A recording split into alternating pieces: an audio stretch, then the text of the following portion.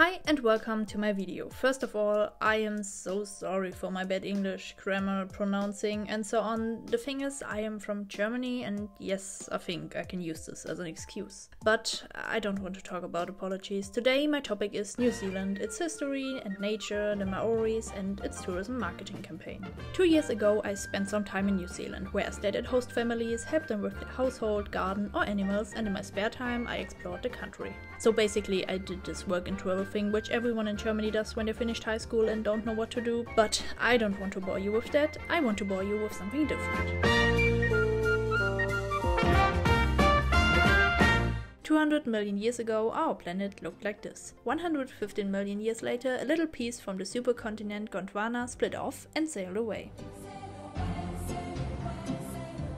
And that was New Zealand. The Maori, the natives from New Zealand, arrived about 1000 years ago and populated the country. In 1840, New Zealand's founding document was signed. The Treaty of Waitangi is an agreement between the British Crown and the Maori. The reason for that was the conflict between Maoris and other nationalities like Europeans who started to populate the island after them. The treaty established administrative structures, the protection of Maori rights and property, and the upholding of security and order in the country. And while we're here, let's talk about the tourism product from the Maoris is a great medium where visitors can understand the background and concerns of a population with cultural and ethnic minorities. Maori culture is an integral part of a New Zealand experience for many. 54% of all holiday visitors claim to have participated in or experienced an element of Maori culture. In a paper that Tourism New Zealand published, tourists should tell which Maori event they have experienced. Especially people from the UK, Germany, China and the USA were likely to have a Maori culture experience.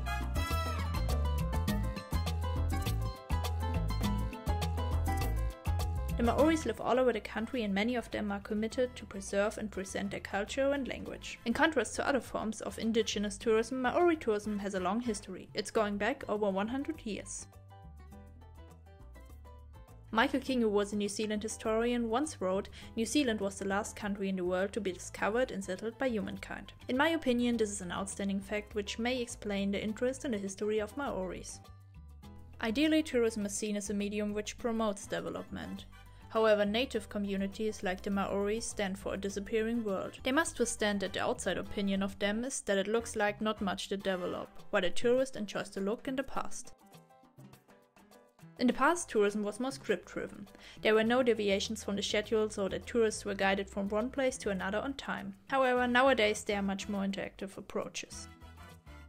For an example, I want to look closer on the region around Rotorua. The Maoris of Rotorua have been associated with tourism in New Zealand since the 1860s. The local tourism industry heavily promotes the images of Maoris and their culture. But the cultural elements that earlier attracted travelers tend to go beyond stereotypes of the Maoris. Rotorua is a multi-use product in tourism. There are geothermal activities in many places in the closer region. The Maoris developed specific roles as guides among the volcanic landscape of mud pools and geysers. The city is also known for the presentation of Maori culture through singing and dance performances. That emphasizes that the association between ecotourism and cultural tourism is growing in importance, because the cultural and natural heritage is inseparably connected. My favorite attraction around Rotorua were the mud pools, which you can visit for free.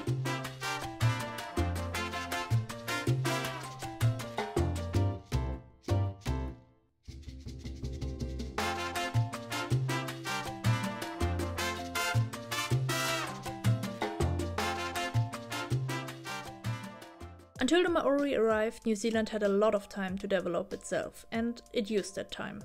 It formed a spectacular landscape with glaciers, fjords, mountains, subtropical forests and golden beaches, just to name a few. Because of the incredible variety, New Zealand is always trying to protect its nature with the Department of Conservation. This is a government agency tasked with conserving the natural and historical heritage. And that is an essential task, because the spectacular landscape and the natural scenery is the #1 reason why people consider going to New Zealand.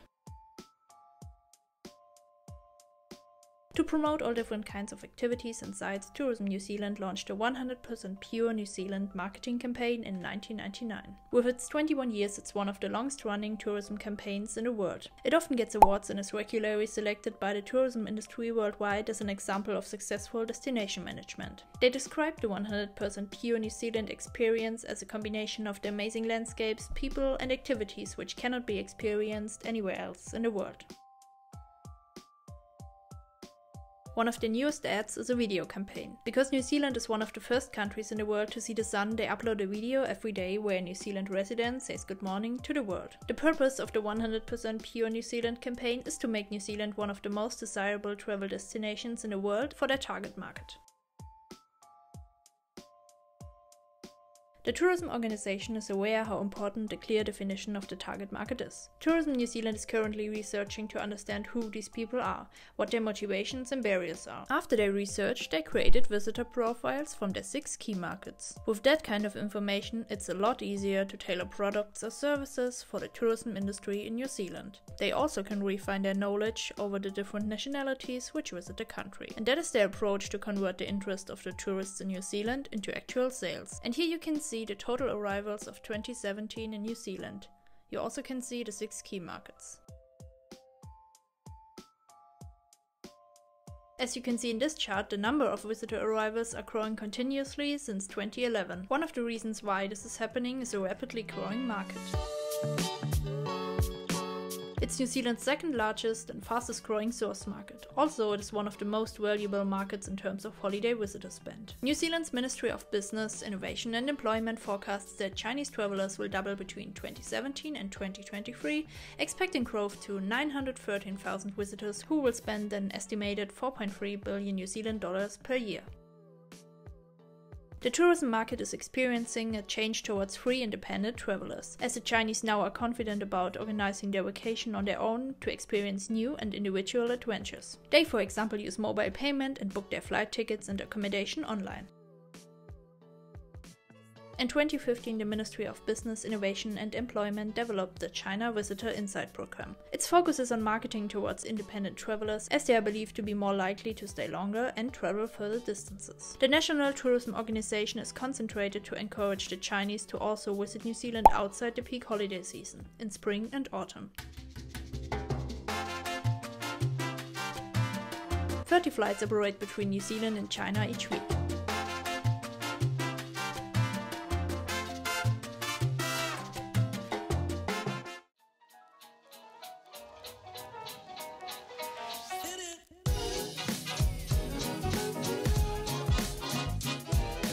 Because tourism is one of the largest and fastest growing sectors in the world, it can be seen as an engine for the economy. The Ministry of Business, Innovation and Employment has calculated that the visitor arrivals in New Zealand will grow at an annual rate of 4.8% over the 2017 to 2023 period, reaching 4.9 million visitors in 2023. The international visitor spend is expected to grow 6.2% annually over the same period and reach 15.3 billion New Zealand dollars in 2023. The government has an approach to generate an income for the country out of these growing tourism numbers. Since the 1st of July 2019, most of the tourists who come to New Zealand have to pay a tourism fee, the International Visitor Levy, which is about 35 New Zealand dollars. This income is used for conservation and tourism infrastructure.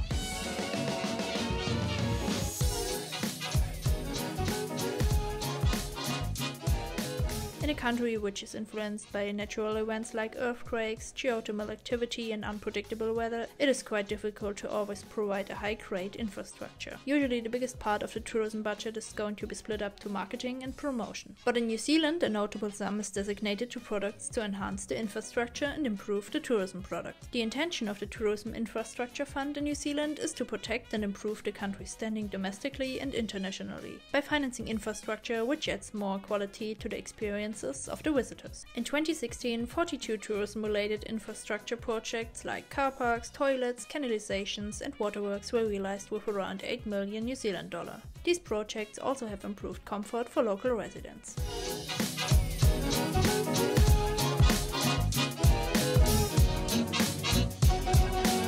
The International Center for Responsible Tourism defines the responsible tourist as a person who may be a niche ecotourist while traveling without much baggage, spending time with the locals, carefully exploring the nature and watching traditional Maori performances. The opposite of that would be the fully packed, cultural insensitive mass tourist, which isn't very ethical or responsible. A tourism attraction operator from the resort of Rotorua commented that with "Our mass tourist in Rotorua is possibly not what Tourism New Zealand thinks of a Mr. Right, but Mr. Wrong is one of the highest spenders. The so-called Mr. Wrong might be the tourism industry's perfect visitor, but only in a short-term economic perspective."